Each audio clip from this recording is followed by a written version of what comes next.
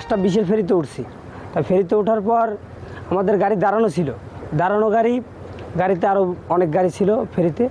তাই আপনার এই গাড়িটা ঢাল থেকে যখন নামছে, 1 নাম্বার তো ব্রেক নেই, দ্বিতীয়ত এই গাড়ি আরেক জায়গায় অ্যাক্সিডেন্ট করে আসছে। যখনই ও ওইখান থেকে নামা ধরছে, ওর গাড়ির গতি আরও বেড়ে গেছে। আমার গাড়ি তো মাস মেডেলে ছিল, এই গাড়ির পিছনে এসে মারছে, গাড়ি ব্রেক 2বার মারছে। ড্রাইভার এই গাড়ি স্টার্টিংয়ে ছিল, 2বার ব্রেক মারছে, গাড়ি জমাইতে পারে নাই।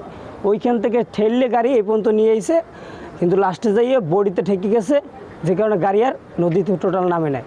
আরও ফেরির যারা লোকজন ছিল তারা অনেক সহযোগিতা করছে। তারা যদি যোগান দিয়ে গাড়ি না আটকানোর চেষ্টা করতো, তাহলে গাড়ি নদীতে চলে যাইত।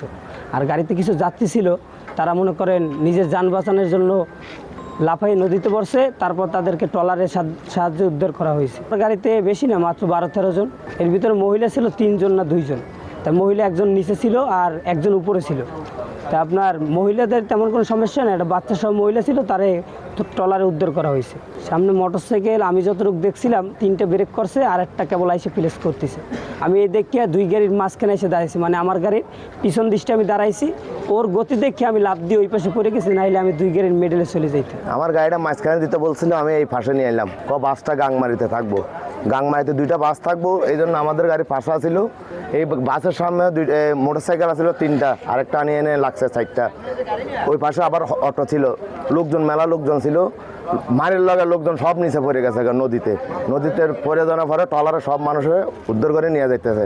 তারপর আমরা তো চিল্লাইতেছি, লোকজন চিল্লানোর পরে তারপরে দেখি আবার মারছে, এটা 2বার মারছে। একবার আগে দেওয়ার পরে আবার সামনের থেকে ধাক্কা দিয়ে আরও ঘটনা বেশি খারাপ হয়ে গেছে। আমি পান্ডারির থেকে যাইতেছি, এখন খুলনা যাব। অসুবিধা মানে আমাদের এখন তো মনে করেন কয় ঘন্টা বাদে যাই খুলনা, এটা তো বলা যাইতেছে না। এখন তো মনে করেন চিন কপ্পা কেরাং লাগবো, আজকে তো লাইতেও হবে না আমার মনে হয়, বুঝেন নাই। এখন তো মনে করেন দুর্ঘটনা কইতে গেছে, এখন কই যাবো আমরা? এখন তো লাড়াছাড়া করলে তো বাসটা পড়ে যাবো, বুঝেন নাই। এই জন্য আমরা এখানে আছি। মেলা গাড়ি আসলে, গাড়িগুলো সব পিছিয়ে উঠে গেছে।